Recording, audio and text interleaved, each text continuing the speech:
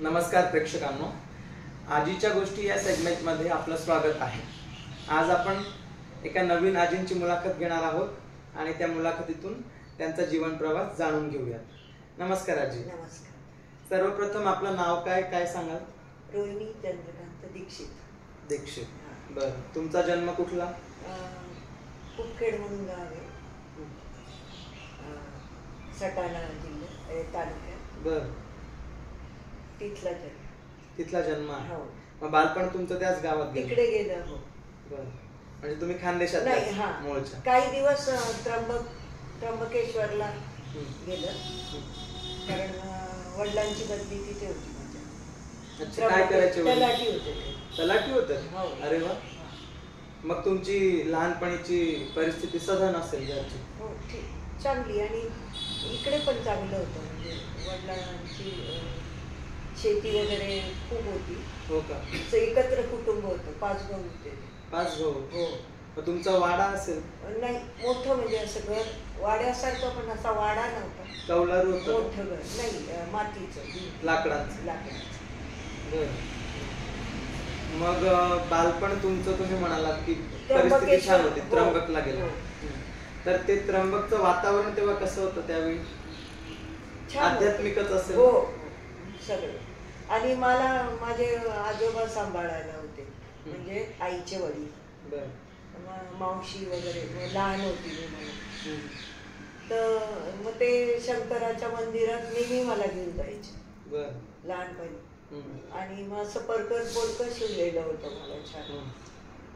मग तेच सांगता, म्हणजे आता मला तर काही, तर सारखं म्हणे, मग तू गाणं म्हणायची ते, शंकरा आवड तुला बेलाच्या पानाची। बर। तर ते सगळ्यांना खूप आवडायचं, ते नेहमी जायची। अरे वा। आणि मग एकदा काय झालं, ते पाठीमागे मंदिराच्या पाठीमागे असा तलाव आहे ना, विहिरीसारखा, असं खूप खोल आहे। तर मी फिरता फिरता तिकडे गेली आणि व्यवस्थित त्यात असे पाय सोडून बसली। मग माझी मावशी सगळे पाहायला लागले की कुठे गेली, तर मग ते गेले, तर ते इतके घाबरले, ते काही बोलले नाही, मला हळूच बोलून गेले। बरोबर, तर तुम्ही त्यांनी बोलायचा घाव आणि तुम्ही दचकायचा, काही अपघात झाला खोली कोणालाच माहिती नाही, एवढा तुमचं बालपण एक प्रकारे आध्यात्मिक वातावरणात गेलं। साधारण तुमचं वय किती असेल आता? आता माझं 71. 71, म्हणजे तो मग स्वातंत्र्योत्तर काळ असेल, 1950 किंवा 60च्या दरम्यान मधला। मग त्यावेळी सामाजिक वातावरण कसं होतं, स्थिती कशी होती तुमच्या बालपणी? काय परिस्थिती होती तर समाजाची, किंवा एकंदरीत तुम्हाला काय आठवतं? माझे वडील संघाचंच हे करायचे। बर। संघाचं स्वयंसेवक संघाचं। मग ती शिस्त घरात होती का तशी? हो। किती भावंड होते तुम्ही? मला म्हणजे 2 भाऊ आणि 1 बहीण, आम्ही दोघी बहिणी, म्हणजे 4 जण होते। 4 जण, 2 भाऊ 2 बहीण। मग तुमचं प्राथमिक शिक्षण त्र्यंबकेश्वरात झालं का? नाही, मामाकडे झालं, काही कुपखेडला आणि मग पिंपळनेर, साक्री तालुक्यात। हो। अरे वा। मग तुम्हाला बालपणीचा काही प्रसंग शाळेतला, तुमच्या आवडत्या बाई किंवा गुरुजी, किंवा तुम्हाला कसं शिक्षण दिलं जायचं? आजची जी शिक्षण पद्धती आहे त्यापेक्षा काहीशी वेगळी असेल ना त्यावेळी? हो, एकदम। मग कसं असायचं काही वातावरण शाळेतलं? वातावरण छान असायचं, आणि म्हणजे मी प्रत्येक ह्याच्यात भाग घ्यायची। बर। म्हणजे काही आता स्पर्धेमध्ये, गाण्यामध्ये, नाटक असलं तरी, आणि असं छान वातावरण होतं। बर। मग तुम्ही साक्री तालुक्यात म्हटलात, मग तुम्हाला ऐराणीशी संबंध आलाच असेल? हो, येतं मला। येतं का? हो। किती गोडवा आहे त्याच्यात? खूप गोडवा आहे। बोलू का? बोलून दाखवा। काय विचारलं असे भाऊ तुले? मला काय विचारायला नाही, मला तुम्हाला इंटरव्ह्यू लेना शे। लिहिले। खूप छान। मला बी आवडस। मग एकंदरीत तुमचं प्राथमिक शिक्षण तिकडे झालं हो. म्हणाल. मग घरी आई वडिलांचे जे संस्कार होते किंवा घरची जी शिस्त असते प्रत्येकाच्या घरची, काही रीतीभाती असतात, काही हो. नियम असतात, हो. हा? असं काही तुम्हाला काही आठवतं का की म्हणजे आमच्या घरची शिस्त होती आजी असं काही आजोबांपूर्वीची? सरळ सरळ होतं वातावरण. बरं. नंतर मग मी आजी आजोबांनीच सांभाळलं. हं. मग आजी आजोबांकडेच होती मी जास्त. मग ते जसं आजी आजोबा लहान आता मुलांना एकदम लाडात म्हणजे. गोष्टी सांगायच्या का हो. पूर्वी, हो. रामायण महाभारत सांगायचे. तसे सांगितलं तुम्हाला? हो. नेहमीच रोज. बर. रात्री आजोबा झोपताना? आजी हो. हं. आणि माझी आजी पण अशी राजकारणात होती ना, बर. की म्हणजे असं खूप म्हणजे हिमतीच्या असतील मोठ्या हिमतीची. ताकदीच्या. हो. हं. प्रचार करायला वगैरे. मग आजी बरोबर मी पण जायची. अच्छा, म्हणजे तुम्ही त्या- बऱ्याच खेडोपाडी फिरलात म्हणजे. फिरले. पंडित धर्मा पाटील होते ना सटाण्याचे, हं. ते आजी म्हणजे काँग्रेसचं हे करायची तेव्हा. बर. मग आजी बरोबर पुष्कळ फिरले. अरे वा, म्हणजे तुम्हाला राजकारणातला बरंच एक खूप असं संबंध नाही, पण लाभलेला एक आहे. लहानपणी ते अनुभव. वातावरण होतं तिथे. अच्छा. आणि मामाही माझा राजकारणात होता. बर. मग आता जसं जसं तुम्ही मोठे झालात, हा. मग तसं तुम्हाला समज आली असेल, हो. मग तुम्हाला काही मित्र मैत्रिणी मिळाल्या असतील शाळेत, हो. त्याच्याबद्दल काही आठवण? पुष्कळ आहे. जसं आता आम्ही खोड्या करतो शाळा सुटल्यावर किंवा शाळेच्या आधी, हो. त्यावेळीचे काय खेळाचे प्रकार किंवा खोड्या होत्या? तुम्हाला कुठले कुठले खेळ आठवतात? खेळ काय आम्ही हे खेळायचो, भातुकली, भातुकली खेळायचो. आणि ते काय म्हणतात ते चिप्पी आट्यापाट्या चिप्पी वगैरे. चिप्पी चिप्पी ते दगड, बरं बरं. ते खेळायचो. तर I guess त्याला बित्तू म्हणायचं. हा, मग ते इतकं रंगून जायचो ना आम्ही त्या खेळात. तर एकदा इतका अंधार पडला आणि खूप भांडण करायचो, जो हारला हे त्याच्यावर खोटं खेळला तू, रडी खेळला बुवा. हा. तर मग एकदा काय झालं, इतकी संध्याकाळी गेली, आम्ही इतकं गुंगवून गेलो खेळात. तर मग शेवटी माझे आजोबा आले, वडिलांचे वडील. ते म्हणे तुम्ही इथे खेळता ते, तुम्हाला कंदील लावून देऊ का? ते रागाने बोलले, पण आम्हाला इतका आनंद झाला, मला तरी. मी म्हटलं हो, लावून द्या. बर. मग चांगलाच कंदील लावला. नाही, मग सगळे त्या मुलींनी मला लावलं की म्हणे, अगं माझ्या चुलत बहिणी, आम्ही एकत्र कुटुंब होतं. तर म्हणे अगं बोलू नको तू. मी असं सरळ सांगितलं की आजोबांना कंदील. भोळ्या मनाने. हा. बरं. ते मला म्हणजे इतकं आठवण, घरात आल्यावर सगळे इतके हसले, माझ्या काकू वगैरे. म्हणे अवघडच आहे सर. बरं, समाजात तेव्हा मुलींबद्दल फारसं म्हणजे अनुकूल परिस्थिती नव्हती. तर मग आता जसं तुम्ही म्हणाल तुम्ही ब्राह्मण समाजातला हो, आहे, हो. तर ब्राह्मण समाजामध्ये मुलींची काय अवस्था होती त्यावेळी, कशी परिस्थिती होती, काय सांगाल? त्यांना फारशी म्हणजे तसं मुभा होती का की नाही? आमच्या किंवा घरात शिस्त तरी कशी नव्हतं होती? ना, आमच्या घरात तरी नव्हतं. बर आता माझं 16व्या वर्षी लग्न झालं. बर. तर मग सगळे म्हणायचे एवढी आता मोठी मुलगी झाली, लग्न करून टाका. 16व्या वर्षी मग केलं लगेच. तेव्हा समाजाची ती परिस्थितीच हा, होती. म्हणजे मुली खूप मोठ्याने उद्यायच्या, नाही, लवकर लग्न करायचं. लवकर लग्न. मग तुम्हाला तुम्ही कितवी पर्यंत शिक्षण केलं तिकडे? माझं 7वी. 7वी. मग 7वीला काय मॅट्रिक म्हणायचं का तेव्हा की इंटर? नाही, 11वी आपलं फायनल. फायनल. बर. मग मी असं ऐकलं की पूर्वी 7वी झालं म्हणजे मास्तर होऊन जायचं. हो हो, व्हायचे. माझ्या मावशी वगैरे ना झाल्या, मग नंतर ते हे करायचे ट्रेनिंग. बर. मग आता तुम्ही लग्न झाल्यानंतर मग तुमचं सासर कुठे आलं? सासर लोणी म्हणून होतं. लोणी काळभोर? नाही नाही, आमच्या तिकडे अच्छा, वैजापूर जवळ. बर. मग आता तुमचं हे झालं लग्नापूर्वीचं आयुष्य. मग तुमचं लग्न झालं, पूर्वाश्रमीच्या तुम्ही दीक्षित. लग्नानंतर कुठलं आडनाव मिळालं आणि कुठे मिळालं? नाही, आधी कुलकर्णी होतं बरं. लग्नाच्या. आता लग्न झाल्यावर दीक्षित. दीक्षित झालं. मग कुठल्या गावी दिलं तुम्हाला सासरी? लोणी म्हणून गाव आहे. लोणी. हा. बरं.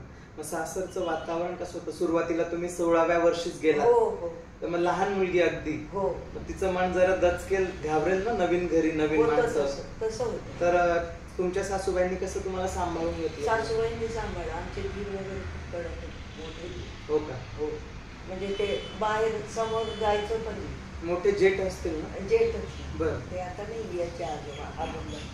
हम्म. कडकच होते, म्हणजे कोणी आई सुद्धा समोर जायची नाही का? वातावरण कडक होतं. स्वभाव कडक होता का? हां.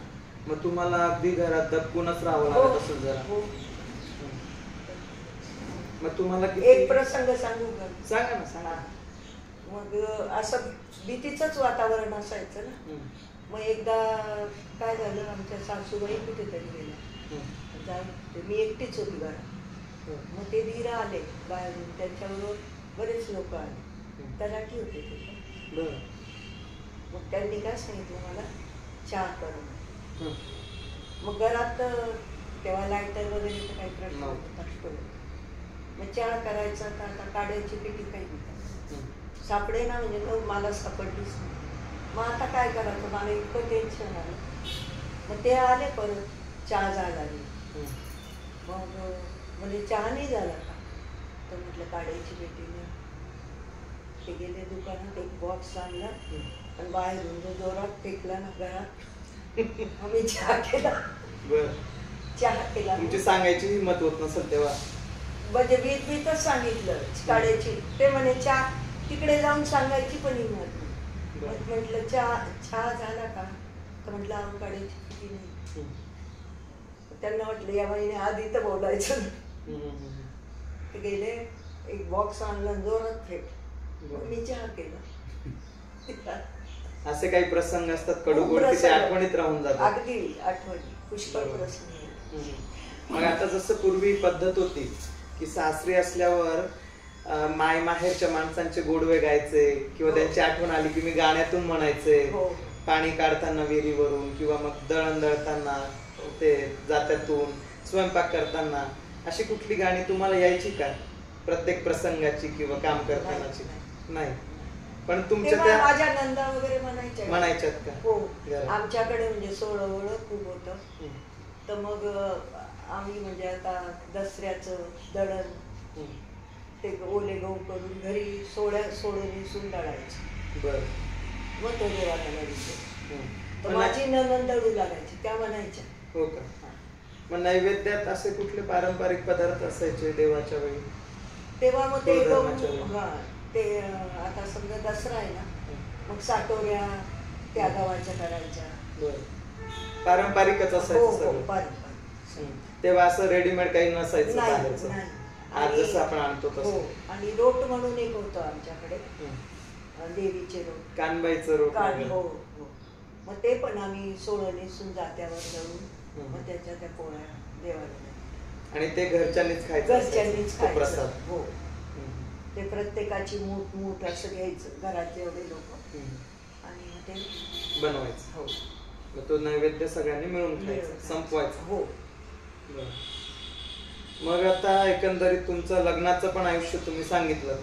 कुठे तुम्ही बाहेरगावी फिरायला गेलात, तुमच्या यजमानांनी तुम्हाला कुठे फिरवून आणलं, ती काही आठवण तुमची गोड अशी?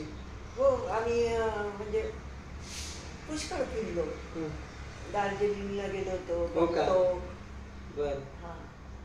कसं होतं तिकडचं वातावरण? खूप छान, निसर्गरम्य, मस्त, खूपच सुंदर. गंगटोकला गेलो ना आम्ही, तर तेव्हा आदल्या दिवशी खूप बर्फ पडला होता तिथे. हो का? आणि नेमकं आम्ही गेलो ना तर छान वातावरण होतं. मग तो जो गाईड होता ना, तो म्हणे पहा तुम्हाला आज छान नशिबाने मिळतं बघायला. याक वगैरे पाहिला का तिकडे? ते नाही पाहिलं. ते नाही. बर्फाळ प्रदेशात ती गाय असते का? हा, ते नाही. कोट बनवतात त्या फरचा वगैरे. नाही, ते नाही पाहिलं.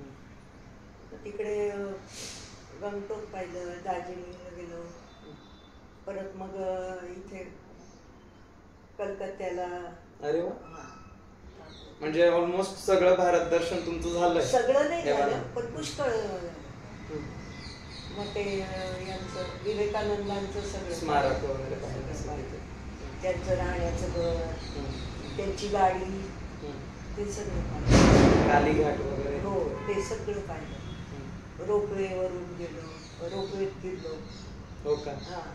त्यावेळी ते खूप नवलाई वाटत असेल ना? पाहिलेलंच नाही ना कधी. नाही, बरोबर बरोबर. ते छान वाटलं. मग आपलं जसं मराठी जेवण आहे, हो, खानपान पद्धती, हो, तशी तिकडची वेगळी असेल ना काही? तिकडे नाही, आम्ही ते महाराष्ट्र भवन आहे ना, हा, मग ते आपल्यासारखंच होतं. बरं.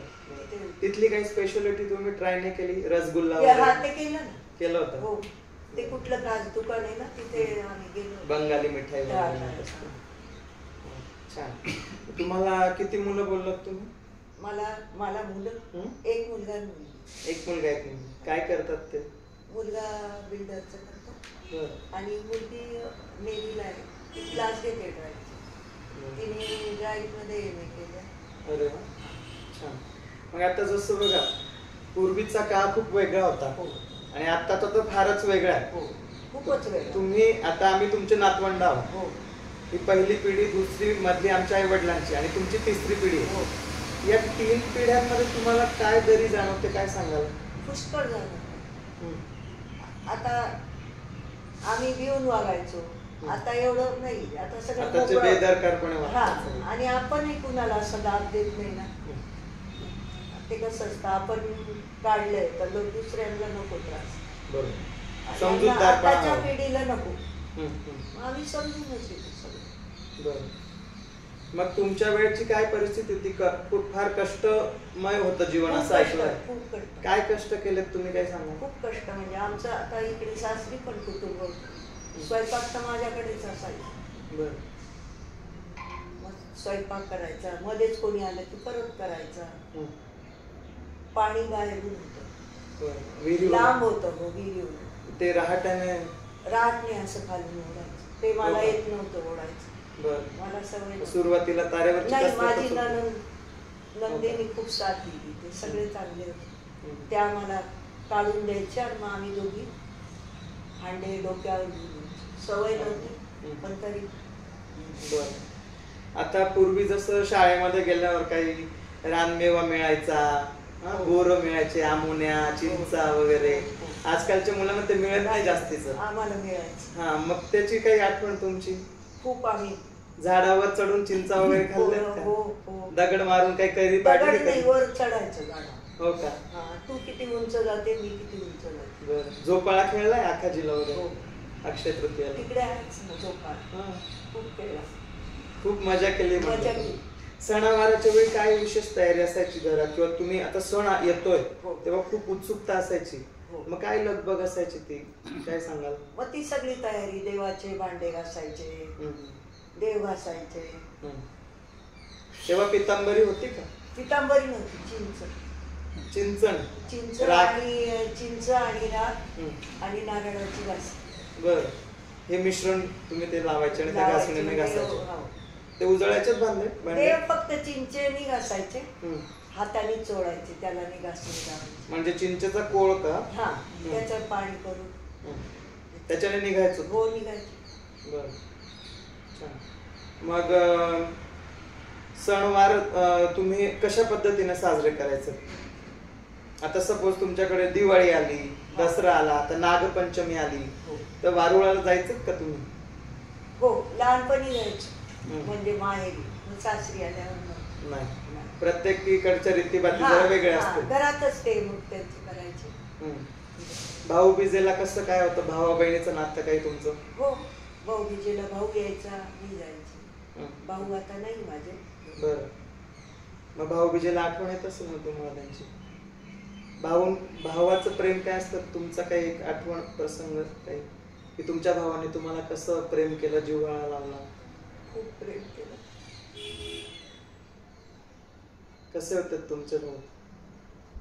प्रेमळ होते. खूप प्रेमळ होते. तेवढंच प्रेम करतात. बरं. तुमच्या भावांचं प्रेम तुमच्यासोबत कायम आठवणी स्वरूपात राहीलच, नाही का? तुम्ही भावांसोबत कुठे खेळायला जायचेत का असे भाऊ बहिणी? शेतात वगैरे जात? मोठी होती सगळ्यात. मग तुम्हीच त्यांचा सांभाळ केला असणार? नाही, मग माझं लग्न लवकर झालं. माझ्या मामाने, माझी आई वारली ना, माझा लहान भाऊ 4 वर्षाचा होता. आई लवकर गेली. लवकर गेली. बरं.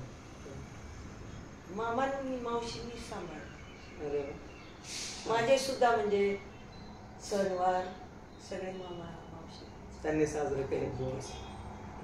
पूर्वी नात्यांना खूप महत्व होतं. खूप होतं. आजकाल ते काही पाहायला मिळत नाही. नाही. म्हणजे नाती जपायची लोक म्हणजे खूप.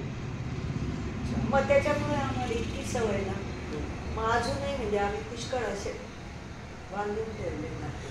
बरोबर. चुलत हे ओळखीचे सगळे. बरं.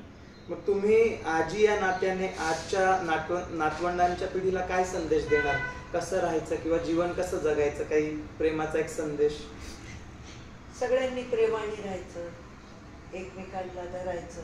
बरोबर. आणि माझे आमच्या सवयी नाते सगळे पाहुणे येतात आमच्याकडे नातेवाईक, त्यामुळे नातवांना सवयी त्यांना अंतरून टाकून द्यायचं, त्यांचं पांघरून उडून सगळं करतात. म्हणजे पूर्वी पाहुणे आले की एक प्रकारे चंगळच असायची घरी, नाही हो का? हो, अजूनही आहे. अजूनही म्हणजे माझ्या मुलालाही पण आहे, सुनेलाही. त्यामुळे सगळे येतात. आता लग्न इथे कुठे असलं ना, ते सगळे आपल्याकडे येतात झोपायला. हो का? सकाळी नाश्ता, त्यांची सगळी सोय तुम्ही? सगळी सोय करतात. अगदी प्रेमाने. प्रेमाने म्हणजे सून तर करतेच, आता नाचून पण करते. अरे वा. म्हणजे ही संस्काराची शिदोरी तुम्ही पोहोचवली पुढे. एकदम चालू. छान छान छान. धन्यवाद, तुम्ही आमच्या सेगमेंट मध्ये आलात आणि आम्हाला खूप साऱ्या आठवणी सांगितल्यात. छान. धन्यवाद. धन्यवाद.